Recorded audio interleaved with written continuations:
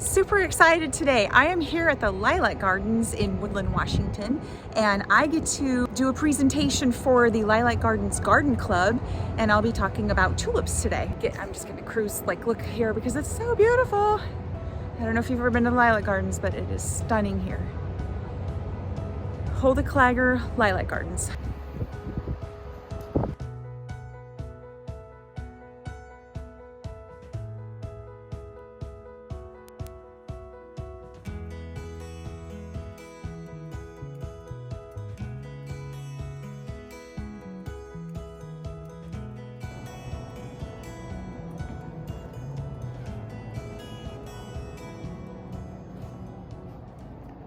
Does anybody know where tulips originally came from?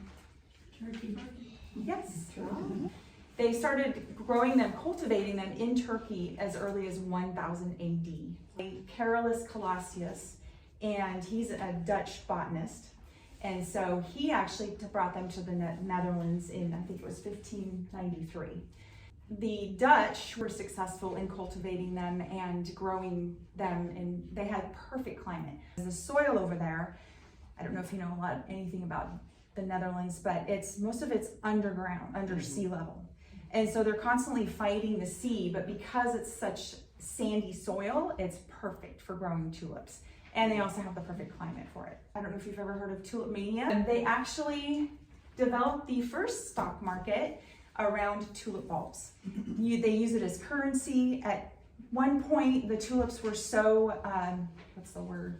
valuable that you could buy a house with a handful of tulips. Rembrandt tulips, I don't know if you know about Rembrandt tulips, but they were painted because they were so beautiful. They're actually considered a virused tulip. They produce 3 billion tulip bulbs a year, and 2 billion of that they export, which of 1 billion goes to the United States. My family started growing and cultivating tulip in the 1930s, and they started growing tulips, daffodils, iris, any of those kind of spring blooming bulbs.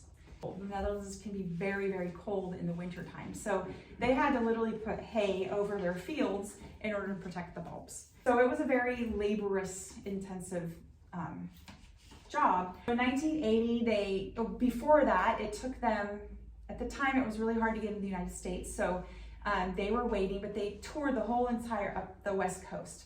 And this area was actually the most popular for them, was because a very successful bulb farm here in Woodland, Washington. And they were no longer here, but because the soil here had been flooded, it was very similar soil to the soil that they were used to in the Netherlands because it's so sandy. So it made it very, we're surrounded by rivers, and so it was just very sandy soil. It was perfect. It was growing tulips.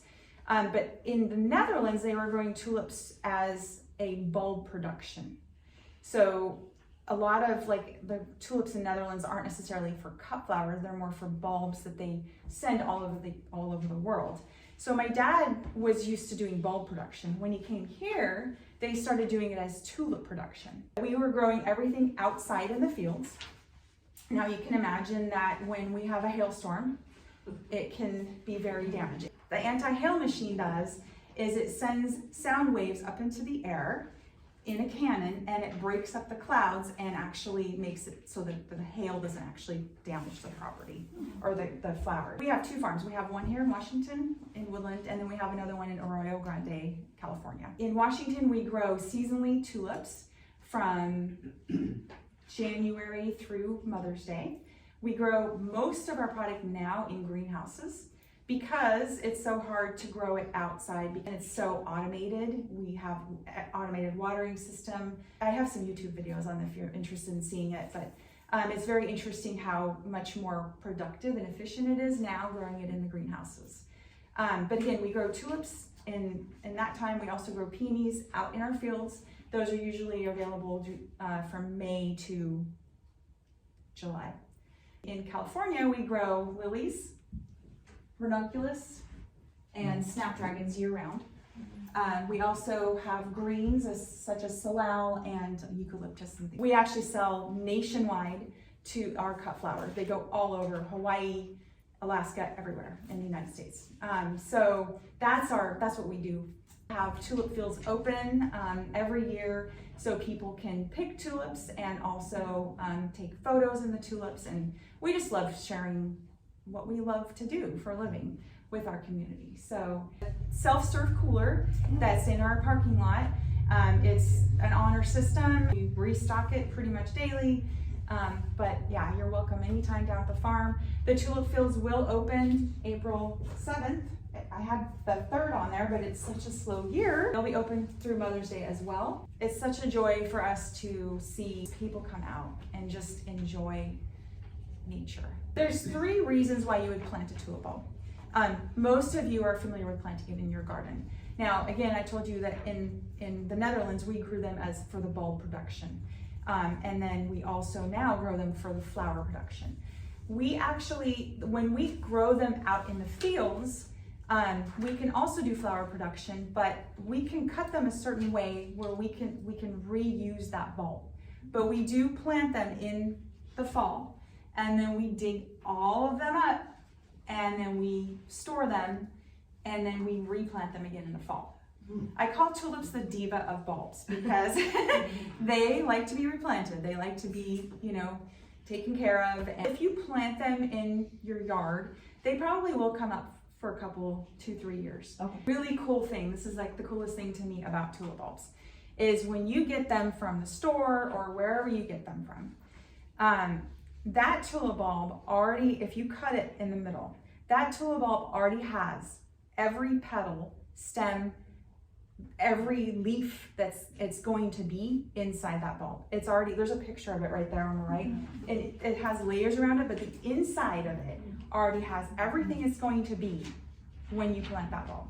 I just find that so fascinating. The outer layers of the tulips, they look like an onion, and the outer layers actually feed the tulip while they're growing. So when they're pushing up to the light, they will use all the outer layers. By the time that flower blooms, that old bulb is completely gone, and it develops a new bulb.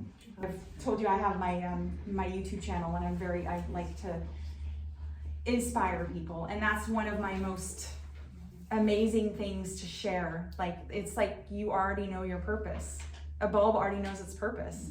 What it's supposed to do is grow up to the light. So it already knows what it's going to be. The best size, so they measure bulb sizes in centimeters, the circumference of the bulb. And the best sizes are 10, 11, 11, 12, or 12 plus. Now, if you go to a garden center, most of those bulbs will be 12 plus. The bigger, the better. You're gonna get more results out of them. Like if you plant them and they're like a 12 plus, they're probably gonna last longer in your yard than if you were to plant a 10, 11. October, November is the best time to plant. Now, you can still get results if you plant them in January, December. I have done that. She just planted some. I'm thinking because it's still pretty cold, they should still have results. results. Already starting to sprout. So. Yeah, yeah. The thing about tulip bulbs is kind of like I relate them to a cocooning butterfly. They have to have a mother winter. They have to have a cold period of 45 or below in order to jumpstart. They will not grow without it. So they must have that. So that's why you can't plant those in San Diego, because they don't have that cold period. What they do is when you plant them in the fall, first they will start to grow roots down. The roots make it so it not only secures itself in the dirt, but it also makes it so that it can push the bulb up. It's naturally driven to the light. It knows that it has to be going up to the light. And it literally knows, even if you plant them in a different direction, like you usually see people that, say, hey, you need to plant them face up or whatever, they're gonna correct themselves. They know where they're going.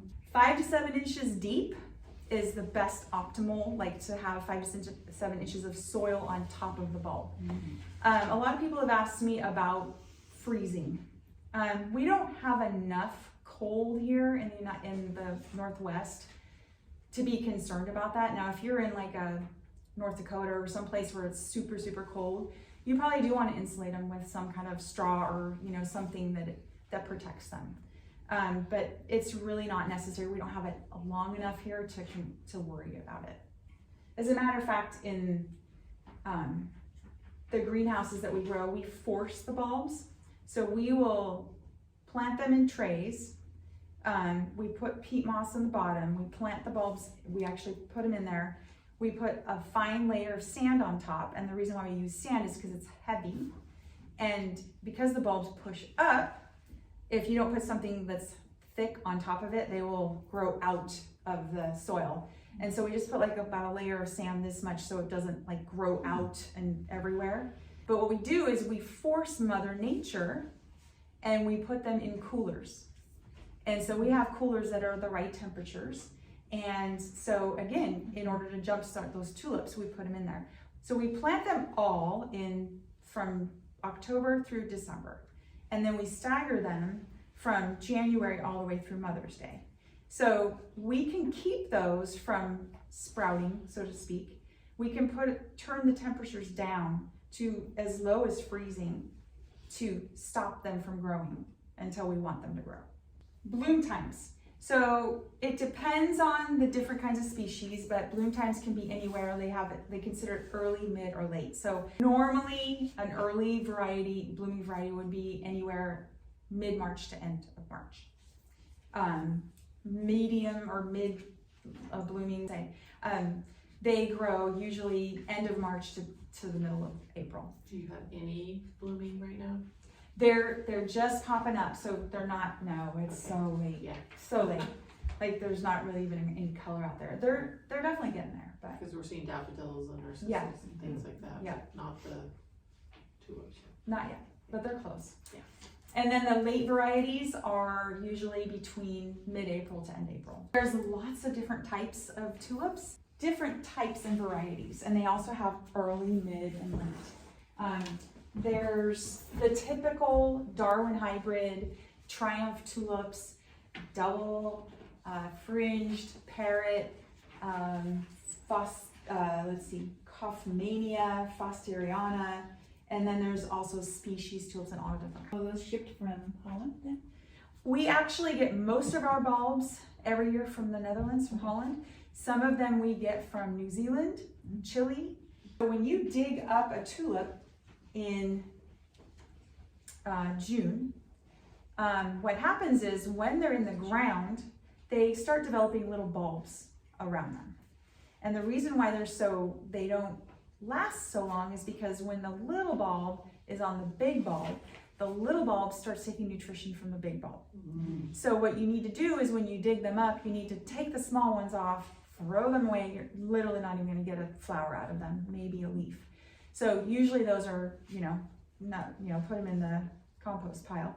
But the big ones you can replant. So you'll store them in June and not replant, or you'll replant them again in the fall. So you want to put them in a cool, dry place, and then you can replant them. Oh, no, I would just leave them in a paper bag. Yep. Like in the garage? Dry. Yep. With a little bit of soil on them? No soil. If you leave them in the ground, what happens is the small bulbs will start to get bigger, and the bigger bulb will start to get smaller. And so then over time, you won't see a flower. That's the reason why that happens. Do you have any questions about tulip? Yes. In our old garden, we had squirrels who'd dig up the bulbs and move them to the neighbor's lawn. Yep. Is that what they do? Is that why they disappear? Yes, that's one reason. In our new field, we have voles and moles and field mice, those squirrels. How do you keep them from eating the bulbs or digging them up?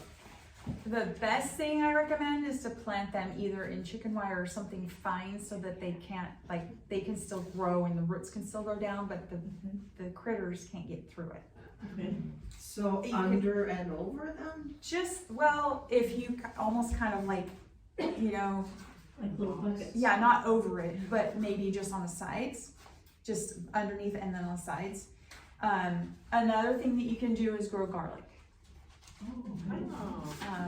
They don't like garlic. And that's what deer do. Because I know deer like to eat the tulips when they're blooming.